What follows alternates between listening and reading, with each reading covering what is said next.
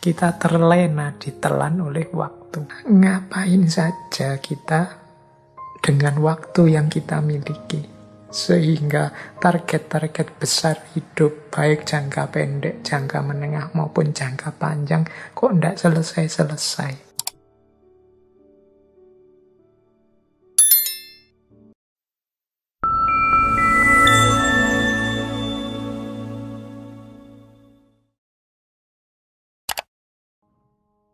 Assalamualaikum warahmatullahi wabarakatuh. Bismillahirrahmanirrahim. Seperti apa sih hidup yang sia-sia itu? Nah, kita lihat beberapa rumusnya Seneca. Yang pertama, kata Seneca, orang-orang begitu hemat dalam menjaga harta pribadi mereka. Namun dalam hal menggunakan waktu, mereka sangat boros. Nah, ini berarti tentang pemanfaatan waktu. Hidup yang sia-sia itu berarti waktu berlalu dan kita tidak menghasilkan apa-apa. Tidak membuahkan apa-apa, tidak melakukan kemanfaatan baik untuk diri kita, apalagi untuk sesama. Kata Seneca, orang itu biasanya kalau menjaga miliknya itu sangat hemat. Kayak kita punya uang, kita punya harta benda, itu kan kita jaga benar-benar. Kalau tidak ada perlunya, ya tidak kita belanjakan. Tapi dalam hal menggunakan waktu, kita itu boros. Kita tidak hemat. Tidak hemat maksudnya tidak eman-eman. Kita hidup 24 jam 7 hari dalam seminggu, 30 hari dalam 1 bulan, 12 bulan dalam 1 tahun. Ini kita tidak pernah menghitung kemanfaatan apa yang bisa aku berikan. Aku gunakan untuk apa detik demi detik waktu yang berlalu ini. Jadi kita itu boros waktu. Ini boleh jadi pedoman pelajaran pada teman-teman mahasiswa yang tidak lulus-lulus. Mungkin teman-teman jomblo yang tidak nikah-nikah. Mungkin teman-teman muda yang lama asik nganggur. Mungkin juga pada siapa saja yang waktunya banyak terbuang sia-sia, tidak produktif. Ini Seneca mengingatkan kita, ngapain saja kita dengan waktu yang kita miliki. Sehingga target-target besar hidup, baik jangka pendek, jangka menengah maupun jangka panjang, kok tidak selesai-selesai. Waktu kita hamburkan tidak secara bermanfaat. Beda dengan harta tadi. Orang itu kan biasanya kalau punya uang, punya harta itu kan begitu hemat, begitu perhitungan. Setiap keping uang yang keluar itu kita menginginkan timbal balik yang setara dengan yang keluar itu. Tapi kalau dalam hal waktu, kita tidak pernah menghitung sampai ke sana. Pokoknya waktu lewat, ya lewat saja. Sampai kita kaget-kaget sendiri. Kita terlena ditelan oleh waktu. Ya biasanya aktivitas-aktivitas kita banyak tersita untuk hal-hal yang tidak produktif. Hal-hal yang tidak manfaat, tidak maslahat. Sehingga kita kaget dengan berlalunya waktu. Jadi ini ciri kesia-siaan yang pertama. Waktu berlalu dan kita tidak melakukan apapun yang memberi kemanfaatan, baik untuk diri kita, apalagi untuk sesama di luar diri kita.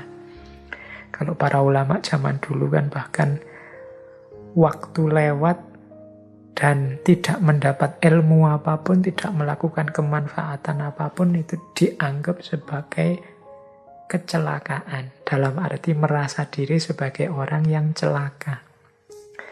Nah, berarti apa? Yo, mari kita hati-hati di antara bentuk rasa syukur kita terhadap kesempatan yang diberikan oleh Allah, terhadap waktu yang masih dianugerahkan oleh Allah pada kita adalah memanfaatkannya sebaik mungkin, sehemat mungkin, sehingga melahirkan kemanfaatan-kemanfaatan yang jauh lebih besar, baik untuk diri kita maupun untuk sesama.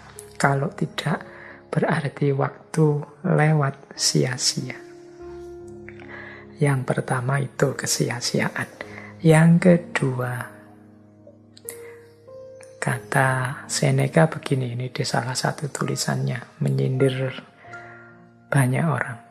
Mereka kehilangan siang hari karena mengharapkan malam hari, dan kehilangan malam hari karena takut datangnya fajar. Nah, ini hidup kita sering sia-sia, tidak melakukan apa-apa.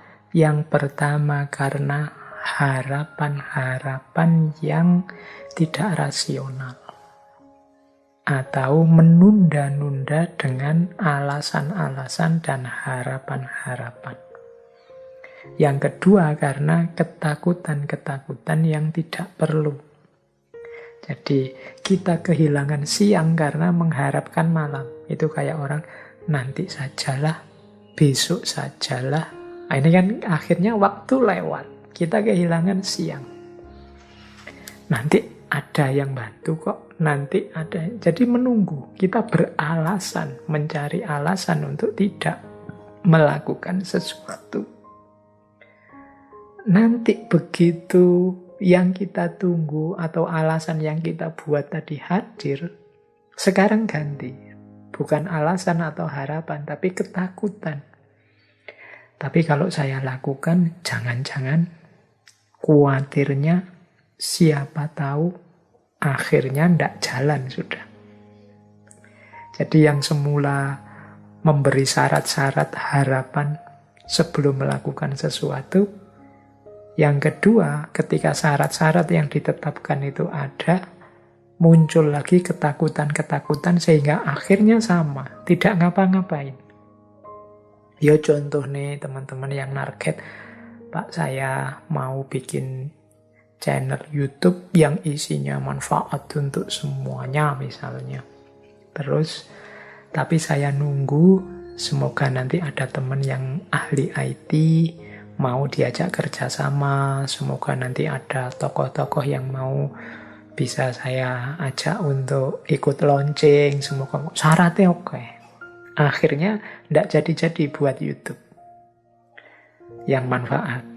Tapi ketika syarat-syarat tadi ada, misalnya sudah ada teman yang ahli IT, mau bantu, sudah ada tokoh-tokoh tertentu, sudah nanti kalau jadi saya ikut launching. Sekarang ganti, isinya ketakutan-ketakutan. Tapi kan sekarang sudah banyak Pak channel YouTube, apa bisa ya, apa ndak sia-sia yang saya lakukan ini. Tapi kan hari ini kalau ndak istimewa bener itu ya tetap nanti followernya sedikit. Tapi kan, terus tapinya banyak, ketakutan-ketakutan. Akhirnya apa? Ya ndak jadi bikin channel YouTube. Nunggu entah apa sampai ketakutannya hilang. Jadi ini disindir oleh Seneca. Mereka kehilangan siang hari karena mengharapkan malam hari. Dan kehilangan malam hari karena takut datangnya fajar. Ini tabiat kita yang berbuah kesia-siaan. Nah, yang ketiga, kata Seneca begini, hidup kita itu tidak pendek, namun kitalah yang membuatnya demikian. Kita bukan orang yang serba kekurangan, namun kita mempergunakan segala yang kita miliki secara sembarangan. Jadi yang ketiga ini Seneca mengingatkan kita, kita itu punya segala macam fasilitas yang dianugerahkan oleh Tuhan pada kita.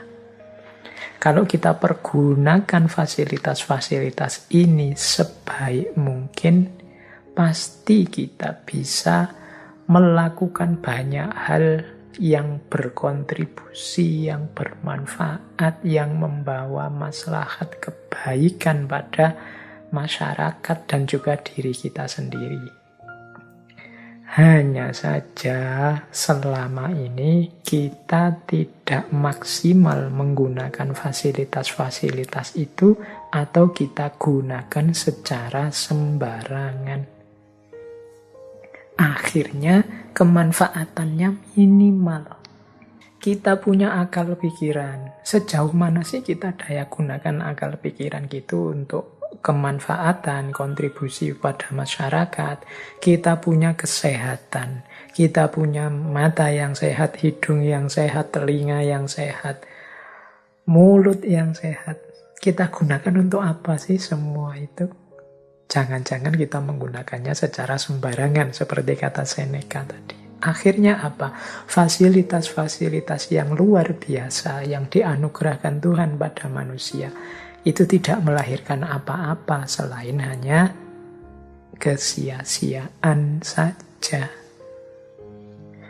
Jadi akarnya kesia-siaan ternyata ada pada diri kita yang tidak memanfaatkan, mempergunakan segala fasilitas yang kita miliki dalam hidup. Keistimewaan-keistimewaan yang diberikan oleh Tuhan pada kita sebagai manusia. Kita pergunakan secara sembarangan, tidak kita pergunakan dengan baik dan manfaat. Jadi yang ketiga, kesia-siaan itu muncul karena kesembronoan kita, keabaian kita dalam mempergunakan nikmat-nikmat fasilitas-fasilitas dari Tuhan. Jadi dari tiga hal ini bisa kita simpulkan berarti menurut Seneca hidup itu sia-sia. Pertama, ketika kita tidak menggunakan waktu dengan baik. Yang kedua, ketika kita terlalu banyak membuat alasan, membuat dalih, menunda-nunda tindakan sehingga akhirnya kita tidak melakukan apa-apa yang bermanfaat. Yang ketiga, ketika kita tidak mendayagunakan, memanfaatkan berbagai fasilitas anugerah dari Tuhan secara baik. Kita mempergunakannya untuk hal-hal yang tidak penting. Kita mempergunakannya secara sembrono. Bahkan mungkin kita pergunakan untuk hal-hal yang merusak, yang mafsadat. Jadi itulah hidup yang sia-sia. Jadi kita sudah belajar tentang cara hidup bahagia dan hidup yang sia-sia. Baik, sekarang kita lanjutkan. Masuk sekarang ke belajar. Ini penting tentang belajar ini.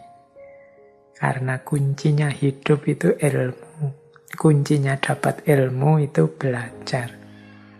Coba kita lihat ya beberapa nasihat dari Seneca tentang belajar. Ada dua yang saya ambil dari Seneca tentang pelajaran hidup. Sisanya ini sifatnya praktis yang berhubungan dengan buku. Nanti kita jelaskan di belakang yang berhubungan dengan buku. Kita jelaskan yang dua dulu. Jadi kata Seneca yang pertama begini. Kita tidak belajar di sekolah. Tetapi yang utama adalah belajar dalam kehidupan nyata. Jadi yang pertama ini, Seneca mengajarkan pada kita bahwa pelajaran yang penting dan paling banyak kita dapatkan, yang hari ini banyak menghuni pikiran kita, itu sebenarnya yang terbesar berasal dari pengalaman kita hidup nyata. Jadi justru banyak sekali pelajaran-pelajaran yang kita ambil dalam kehidupan nyata. Kenapa bukan di sekolah? Ya karena sekolah itu seringkali wawasan-wawasan dan ilmunya itu berjarak dengan realitas, dengan kenyataan hidup.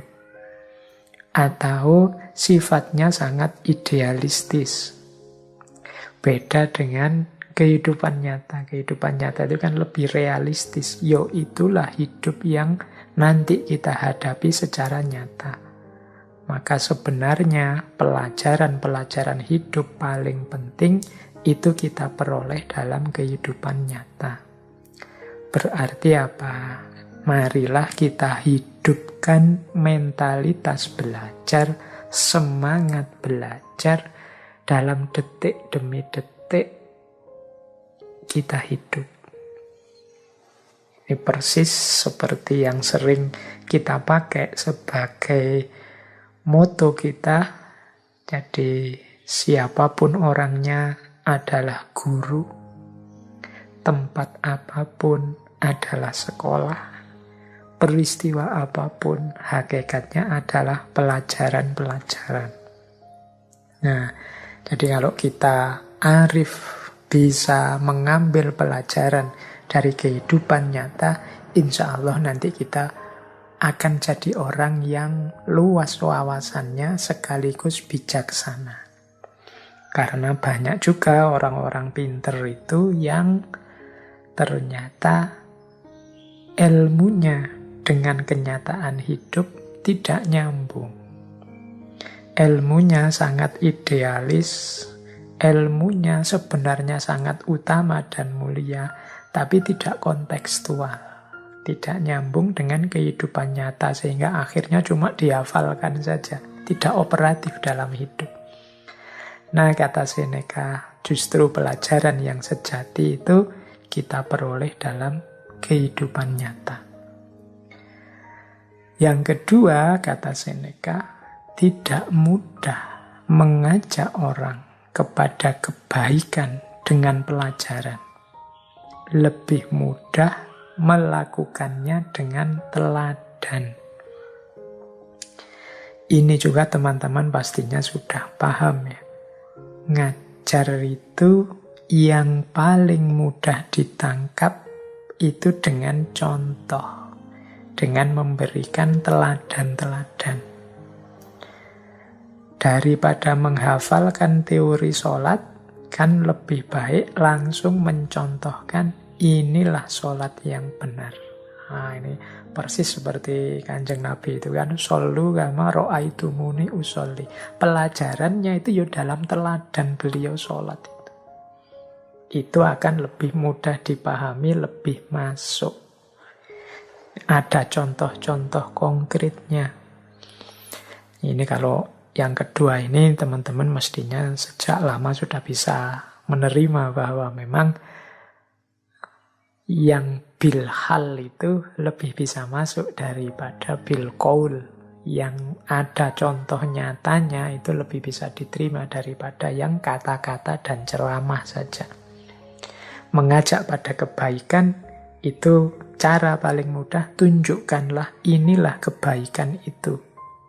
Apalagi kalau dan inilah manfaat yang saya dapat dengan melakukan kebaikan itu. Oh, itu orang akan lebih tertarik untuk meneladaninya. Jadi dalam hal belajar ada dua hal penting ini yang saya ambil dari Seneca. Ada tiga hal yang lain. Ini mungkin penting untuk teman-teman apalagi yang mahasiswa. Ini hubungannya dengan buku dan tulisan. Ini kan banyak yang jadi aktivis-aktivis perbukuan ini teman-teman yang mendengarkan ngaji filsafat. Ada beberapa quotes dari Seneca yang mungkin menarik. untuk teman-teman yang cinta buku. Kata Seneca begini, leisure without books is death and burial of a man alive. Jadi kesenangan tanpa buku adalah kematian dan kuburan bagi seseorang yang hidup. Jadi kesenangan-kesenangan kita itu kalau tidak diwarnai buku-buku, itu seperti kematian dan kuburan. Ini sebenarnya menarik kalimat ini, berarti apa? Ayo kita gembira, ayo kita senang dalam hidup ini, tapi jangan lupa buku-buku, jangan lupa belajar, jangan lupa meningkatkan wawasan keilmuan. Leisure itu kan artinya senang-senang. Yuk ngopi-ngopi, nongkrong-nongkrong, guyon-guyon, tapi tetap ada bukunya, tetap ada ilmu dan wawasan yang berputar di situ. Jadi leisure without book is death and burial of a man alive. Jadi kegembiraan tanpa buku itu seperti kematian dan kuburan bagi orang yang hidup. Kalau hanya ketawa-ketawa saja, kalau hanya seneng-seneng saja, ngopi-ngopi, ngerokok saja, ndak ada wawasan yang tambah, ndak ada pengetahuan yang bertambah, itu kayak kuburan, kayak kematian. Maka harus ada buku di situ. Ini sebenarnya dorongan untuk kita belajar kapanpun dan dimanapun. Nah, masih tentang buku, yang kedua, Seneca bilang begini, tidak masalah berapa banyak buku yang kau miliki, namun seberapa bagus buku yang kamu miliki. Nah, ini bagi kolektor-kolektor buku, teman-teman yang suka membaca. Ternyata kata Seneca, yang penting itu bukan kuantitasnya, tapi kualitasnya buku. Punya banyak buku, kok isinya buku begitu-begitu semua. Apalagi buku bacaan lagi. Wah, itu berarti masalah. Jadi yang tidak masalah itu bukunya harus berkualitas. Jadi seberapa bagus buku yang engkau miliki, disitulah pengetahuan dan pikiranmu terbentuk. Karena bacaanmu kan menentukan pikiranmu, gagasanmu, caramu berpikir. Kalau buku-buku ndak penting, buku-buku apalagi yang merusak yang engkau baca, ya seperti itulah nanti isi pikiranmu. Maka bacaan itu penting. It does not matter how many book you have. Jadi bukan masalah berapa banyak buku, tapi berapa berkualitas buku yang kamu miliki. Ini kalau saya ketemu Seneca, mau saya bilang, quotes ini kurang satu kalimat. Dan sejauh mana engkau membaca buku-buku itu.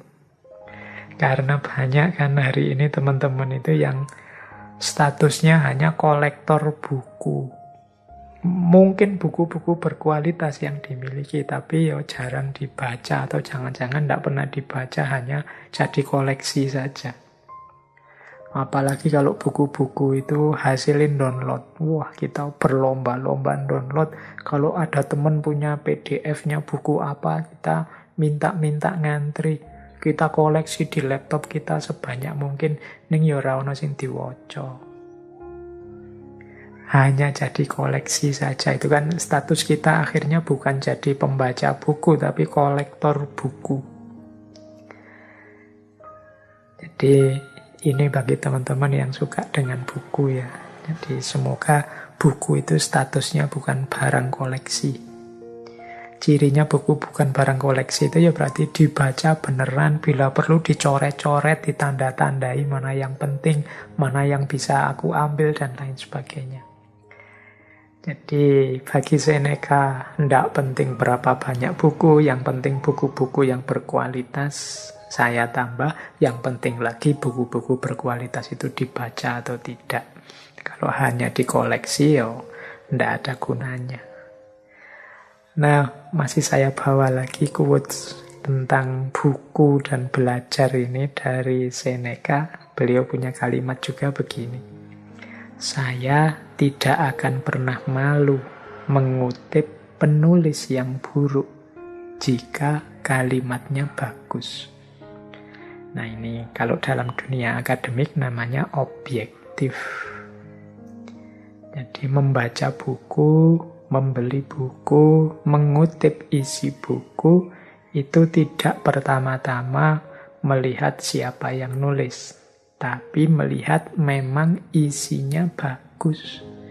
Kalimat-kalimatnya mungkin isinya kebaikan, kebenaran yang perlu diikuti. Jadi kata Seneca, aku ndak malu ngutip penulis-penulis. Mungkin penulis ini dianggap orang buruk, tapi kalau ada bagian dari buku atau tulisannya itu yang menurutku baik dan bagus, yuk aku ambil. Jadi ini bahasa kita hari ini objektif. Ini mungkin pelajaran loh bagi kita. Hari ini kan kadang-kadang kita itu mau setuju atau tidak pendapat seseorang, ikut atau tidak pernyataan seseorang, kita lihat orangnya dulu, kita lihat afiliasi organisasinya dulu, kita lihat kemarin-kemarin dia jelek apa bagus. Kalau Seneca enggak, dia objektif saja. Orang ini mungkin bagi banyak orang dianggap penulis yang buruk atau orangnya memang buruk. Tapi di buku yang dianggap buruk ini ada bagian yang menurutku bagus. Ya aku kutip bagian yang bagus itu. Jadi yang bagus disebut bagus, yang tidak bagus ya disebut tidak bagus. Saya tidak malu meskipun ngutip tokoh yang mungkin bagi orang tertentu dianggap jelek. Karena seperti saya bilang tadi di depan, kadang-kadang dalam hal-hal yang buruk ada kebaikan yang bisa kita ambil, dan dalam hal-hal yang baik ada keburukannya, sehingga kita tetap harus kritis. Jadi ini salah satu tuntunan dari Seneca. Ini kalau pakai bahasa agama mungkin ya unzur makola wala tanzur mangkola. Lihatlah apa yang dikatakan, jangan melihat siapa yang berkata. Setiap malam sebelum tidur kita harus bertanya kepada diri kita. Yang pertama, apa kelemahan yang aku taklukkan hari ini? Yang kedua, kebajikan apa yang aku capai? Nah ini penting bagi kita ya, biar hari-hari kita itu senantiasa dari kebaikan menuju lebih baik. Dari kebenaran menuju lebih benar. Dari kekurang sempurnaan menuju lebih sempurna.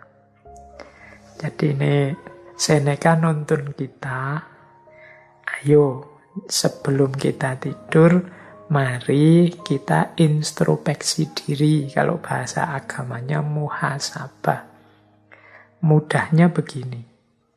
Yang pertama mari kita bertanya, apa sih kelemahan-kelemahanku yang berhasil aku taklukkan hari ini? Misalnya, saya itu Pak, males ngaji. Alhamdulillah hari ini aku bisa agak memaksa diri untuk ngaji. Wong ngaji itu baik. Saya tahu sejak lama ngaji itu baik, hanya saja akhir-akhir ini aku males ngaji. Sekarang aku sukses menaklukkan diriku. Aku sudah mulai ngaji sekarang. Itu jawaban dari pertanyaan tadi. Apa kelemahan hari ini yang aku taklukkan? Aku mulai ngaji. Contohnya begitu. Ya banyak kan kelemahan-kelemahan dalam hidup kita. Sudahkah kita berusaha menaklukkannya? Ya paling tidak kan sudah berusaha menaklukkan. Saya sudah berusaha tidak males lagi Pak. Saya sudah berusaha tidak mudah marah Pak. Saya sudah berusaha untuk sabar Pak. Saya sudah. Itu berarti perjuangan menaklukkan diri. Sebaliknya yang kedua, kebajikan apa yang aku capai? Kita kan oleh Allah juga selain kekurangan-kekurangan dianugerahi banyak kelebihan. Saya itu punya kelebihan kalau ngomong menyenangkan, Pak. Nah, ini tadi saya pakai untuk menggembirakan teman yang sedang kesusahan. Itu kebaikan yang hari ini aku capai. Saya itu, di antara kelebihan saya adalah kepedulian pada sesama, pada teman. Hari ini saya banyak mengekspresikan kepedulian itu mungkin lewat WA atau lewat medsos yang lain. Itu namanya kebajikan. Saya itu sedikit-sedikit punya ilmu, punya wawasan tentang agama, Pak. Nah, hari ini saya menularkan sedikit wawasan itu karena di rumah untuk adik saya, untuk keponakan saya, untuk saudara saya. Inilah kebajikan yang saya lakukan hari ini. Jadi ini teman-teman salah satu tips dari Seneca. Yuk setiap harinya sebelum tidur itu kita tanya kepada diri kita dua hal ini. Apa perjuanganku mengatasi kekurangan kelemahanku hari ini? Yang kedua, apa tindakanku, apa perlakuanku yang menunjukkan kebajikan sesuai yang aku mampu hari ini. Jadi ini dua pertanyaan menjelang tidur. Ini mungkin nanti jadi kunci dari kebijaksanaan-kebijaksanaan hidup yang lain.